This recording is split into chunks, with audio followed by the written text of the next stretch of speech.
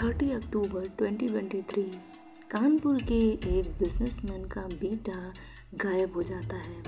अभी घर वाले उसको ढूंढ ही रहे थे, तभी घर वालों की निगाह घर में आए हुए एक लेटर पे पड़ती है जो कि किडनैपर्स ने भेजा था। यह किडनैपिंग क्यों और कैसे हुई, इसके पीछे किसका हाथ था, आइए इस केस को डिटेल में समझते हैं। कानपुर में एक बिजनेसमैन जिनका नाम मनीष कनोडिया था, जिनका टेक्सटाइल का अच्छा खासा बिजनेस था, जिनके साथ उनकी पत्नी और बेटे बेटी रहते थे। मनीष का छोटा बेटा कुशाग्र 10th में पढ़ रहा था। 30 अक्टूबर के दिन कुशाग्र रोज की तरह अपनी कोचिंग जाता है। कुशाग्र कोचिंग से घर 7 बजे तक आ जाता था, लेकिन 30 अक्टूबर के दिन 7 बजे तक न आने पर कुशाग्र की मां घबराने लगी, जिसके बाद कुशाग्र की मां ने कुशाग्र को कॉल किया तो उसका नंबर भी बंद आ रहा था। इसके बाद उन्होंने कोचिंग के दोस्तों को कॉल किया, जहां उन्होंने बताया कि कुशाग्र कोचिंग तो आया था और रोज की तरह कोचिंग खत्म होने के बाद ही निकल गया। इसके पहले कुशाग्र कहीं भी जाने पर घर वालों को इन्फॉर्म जरूर करता था। तभी लगभग 8-10 बजे घर में आए एक कागज़ पर कुशाग्र की मां की निगाह जाती है, जिसको देखने के बाद कुशाग्र की मां के पैरों तले जमीन खिसक जाती है। जिसके बाद उन्होंने अपने हस्बैंड मनीष को सारी बातें बताई, जिसके बाद मनीष तुरंत घर पर आने के बाद उन्होंने इस लेटर को पढ़ा, जो कि 2 पेज का था, जिसमें क्या लिखा था एग्जैक्टली मैं पढ़ के बताती हूँ। मैं नहीं चाहता कि आपका त्यौहार बर्बाद हो। आप मेरे हाथ में पैसे रखो और लड़का 1 घंटे बाद आपके पास होगा। हम आपको फ़ोन करेंगे। अल्लाह अकबर। लड़के की गाड़ी और मोबाइल पास के होटल सिटी क्लब के सामने है। मैं आपका नुकसान नहीं चाहता।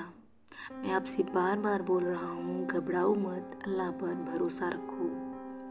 साथ ही दूसरे पेज पर लिखा था, पैसे का इंतज़ाम होते ही घर पर पूजन वाले झंडे लगा देना। आपसे निवेदन है कि आप पुलिस अगल बगल लखनऊ वाली फैमिली को न बताएं। हमने कुशाग्र को किडनैप कर लिया है। 2-3 दिन में 30 लाख का इंतजाम कर लो। अगर ये बात कहीं फैली तो जिम्मेदार आप होंगे। 30 लाख का इंतजाम करो और अपना बच्चा 1 घंटे के अंदर घर में देखो। पैसे लेकर रात 2 बजे कोका कोला चौराहे पे मिलो। मैं पैसे लेने आऊँगा। जैसे ही पैसे मेरे पास आएंगे 1 घंटे बाद लड़का आपके पास होगा। कोई भी होशियारी हुई तो जिम्मेदार आप खुद होंगे। मेरी नज़र आपके घर पर होगी। आपका बेटा सही सलामत पहुंच जाएगा, उसकी जिम्मेदारी आपके ऊपर है। इन 2 पेज के पढ़ने के बाद घर वालों को समझ नहीं आ रहा था कि क्या करें। मनीष के पास अच्छे खासे पैसे थे। यहाँ पैसे देने की बात नहीं थी। उसको लगा कि कहीं ऐसा ना हो कि पैसे भी दे दे और लड़का भी ना मिले, जैसा कि बहुत सारे केस में होता है। बहुत सोचने के बाद मनीष ने पुलिस को बताने का फैसला किया। साथ ही लखनऊ में रह रहे भाई सुमित को भी इन्फॉर्म किया, जिसके बाद पुलिस घर आती है और घर वालों से पूछताछ करती है। कुशाग्र के सारे शेड्यूल के बारे में पूछती है। कुशाग्र की तलाश शुरू की। कुछ ही देर बाद मनीष के भाई भी आ जाते हैं और कुछ रिश्तेदार भी घर आ गए। इधर गार्ड से पूछताछ, वहीं दूसरी तरफ कुशाग्र के घर से कोचिंग के बीच में सारे सीसीटीवी को देखा गया। मनीष और इनका परिवार अपार्टमेंट में रहता था। अपार्टमेंट के गार्ड से पूछा गया। उसने बताया कि एक लड़का जो कि अपना मुंह किसी रुमाल से बांधा था और साथ ही हेलमेट लगाया था। गार्ड के पूछने पर उसने बताया कि ये लेटर मनीष कनोडिया के घर देना है। गार्ड को वो थोड़ा अजीब लगा, जिसके बाद गार्ड ने कहा, तुम खुद दे के आओ। जैसे ही वह आदमी लेटर देने अपार्टमेंट के अंदर जाता है, गार्ड उसकी स्कूटी का नंबर चेक करता है। स्कूटी के आगे की नंबर प्लेट पर पेंट लगा था। और पीछे की नंबर प्लेट कपड़े से बनी थी। जिसके बाद गार्ड ने उस नंबर को चेक किया। उसको याद करने पर उसको याद आया कि ये स्कूटी कुशाग्र की एक ट्यूशन टीचर जो कि कुशाग्र को पढ़ाया करती थी, वह स्कूटी का नंबर किसी और का नहीं बल्कि ट्यूशन टीचर रचिता का था, जो कि कुशाग्र के किडनैप होने की खबर सुनने के बाद वह लगातार कुशाग्र के परिवार से बातें कर रही थी। किडनैपिंग के केस में थोड़ी भी चूक भारी पड़ जाती है, इसलिए परिवार वाले कोई भी चूक नहीं चाहते थे। परिवार वालों को तो ये कंफर्म नहीं था कि रचिता इस केस में शामिल है या नहीं, लेकिन वह कोई मिस्टेक नहीं करना चाहते थे, जिसके बाद वे अलर्ट हो गए। इसके बाद रचिता के घर जाकर ये पूछती है कि स्कूटी कहाँ है, मिल जाता तो हम भी ढूंढने में कुछ मदद कर पाते। जिसके बाद रचिता ने कहा कि उसकी स्कूटी पास रह रहे बॉयफ्रेंड प्रभात के पास है। जिसके बाद सब प्रभात के घर जाते हैं और रचिता की स्कूटी को वहाँ पाते हैं। जिसके बाद कुशाग्र के घर वाले कहते हैं कि चलो थोड़ी मदद कर दो, कुशाग्र जल्दी मिल जाएगा। इन दोनों के साथ कुशाग्र के घर वाले कुशाग्र को ढूंढते ढूंढते पुलिस स्टेशन पहुंचते हैं। यहाँ तक रचिता और प्रभात को ये नहीं पता था कि उनके स्कूटी के बारे में सबको पता चल गया है। दूसरी तरफ सीसीटीवी चेक करने पर पता चला कि कुशाग्र लगभग 4:15 पर कोचिंग से बाहर निकलता है। तभी कैमरे में देखने पर पता चलता है कि एक आदमी जो कि हेलमेट पहना हुआ था वह कुशाग्र से लिफ्ट लेकर कुशाग्र के साथ जाता है। सीसीटीवी से पता चलता है कि कुशाग्र उस आदमी के साथ घर की दूसरी डायरेक्शन में गया था।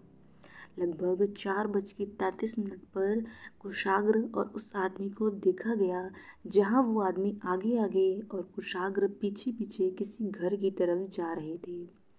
वे दोनों एक घर में जाते हैं। घर के अंदर जाने के लगभग 39 मिनट्स के बाद वह आदमी जिसके साथ कुशाग्र गया था वह घर से बाहर निकलता है, लेकिन कुशाग्र बाहर नहीं आता और सीसीटीवी में वो शख्स लगभग 6:50 पर स्कूटी सिटी क्लब के बाहर लगाकर वहाँ से चला जाता है। ये शख्स मुंह पर कपड़े बांधे हुए था।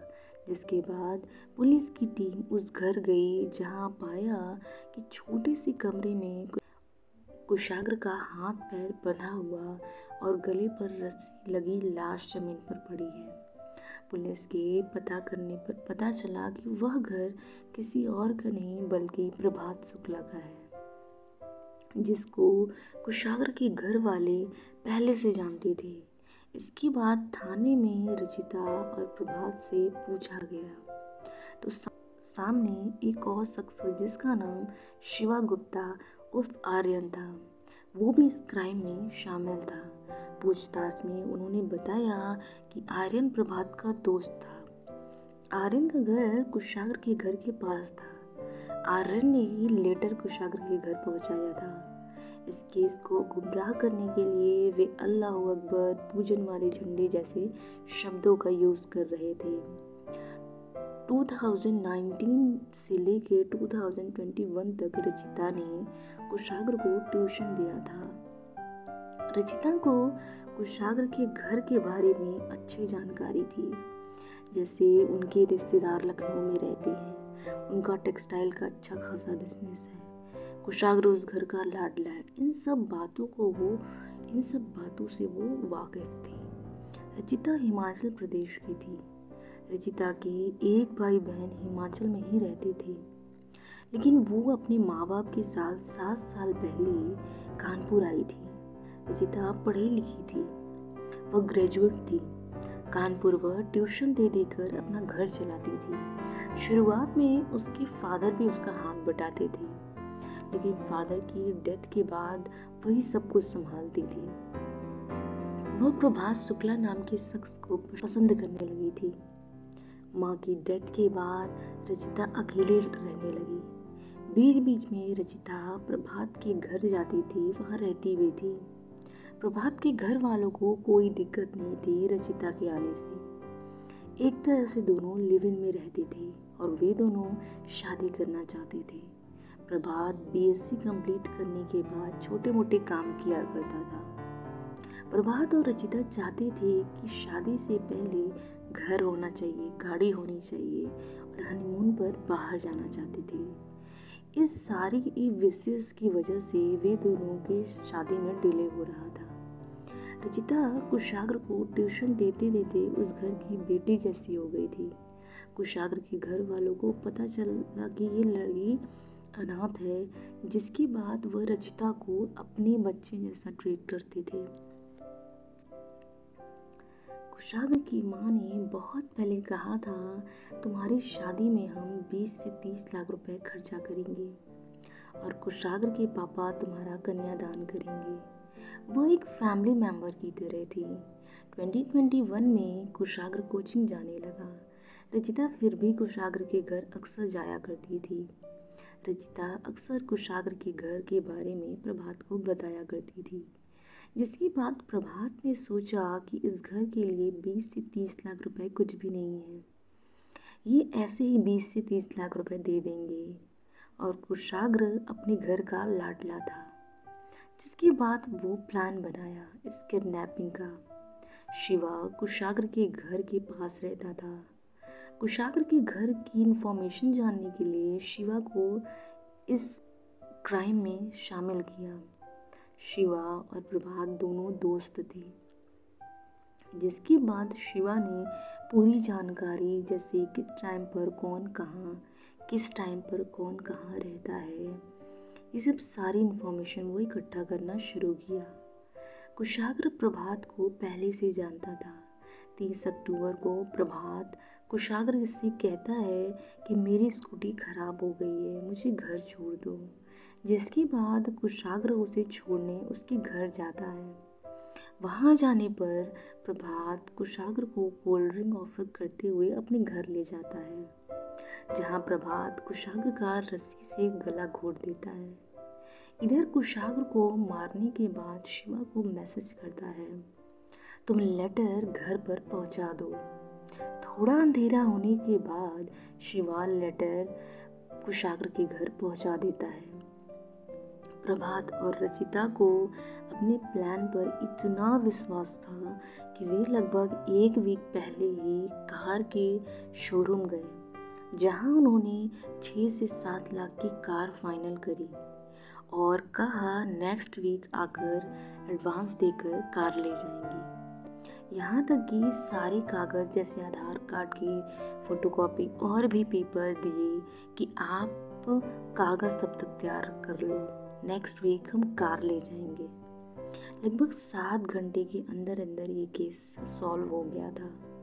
रचिता को जिस परिवार ने इतना लाड प्यार दिया, उसने एक बार भी नहीं सोचा इस परिवार के बारे में इस क्राइम को करने से पहले। वे रचिता की शादी में खुद ही इतना खर्चा करने वाले थे। आजकल के टाइम पर किसी पर विश्वास करना सही है, लेकिन अंधविश्वास नहीं। ऐसे क्राइम के केस से छोटी छोटी चीज़ें सीखकर अपनों से शेयर करना चाहिए, जिससे हमारी लाइफ में कभी ऐसा फेस ना आए।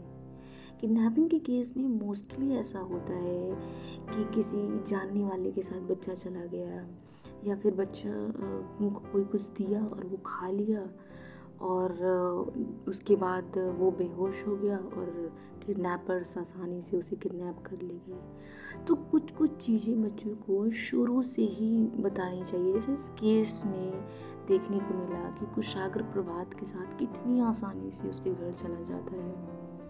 सोचने वाली बात यह है कि प्रभात तो टीचर का बॉयफ्रेंड था।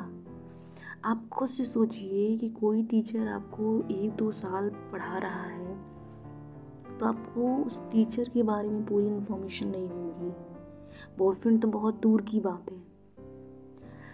और ज़रूरी नहीं है कि जो इंसान आपके घर आ रहा हो वो इंसान सही ही हो, वो विश्वास करने के लायक ही हो। तो बच्चों को शुरू से ही ये सब जानकारी दें कि कहीं गए हो तो काम करके सीधे घर आओ, कहीं मत जाओ, और अगर जा रहे हो तो तुरंत इन्फॉर्म करो। जैसे इस केस में कुशाग्र अगर प्रभात से मिलने के तुरंत बाद घर वालों को बताता तो शायद प्रभात की ये हिम्मत ना पड़ती। आपका क्या कहना है इस केस के बारे में? कमेंट में ज़रूर बताएं।